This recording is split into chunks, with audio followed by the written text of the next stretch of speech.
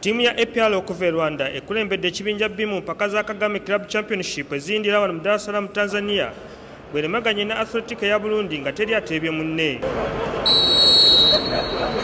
Wadde nga ttiimu ya APR esubiddwa emikisa egyandigiwanguza omupiira guno, naye egya Athletico gyesubiddwa gye gisinze okusaabalabi ku bunkenke.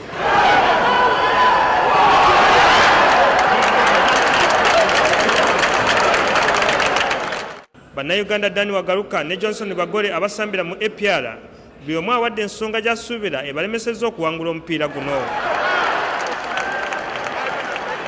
Mbeera mbi nnyo okusambira ku kisaawe essaawa 8 kiba kibi kazali ssaawa 10 mbeera ngadda kutya ku ssaawa nga 10 n'ekiro naye mu ssaawa 8 kale tuluzinga nnyo.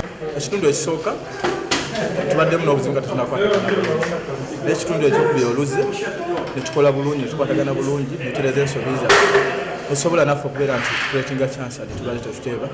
Olunaku lw'enkya URA ya Uganda yesooka mu nsiike ne Vita eya Congo ku ssaawa 8. Lwa NTV akawungeezi wano Dar es Salaam Tanzania, nze Sam Mpoza.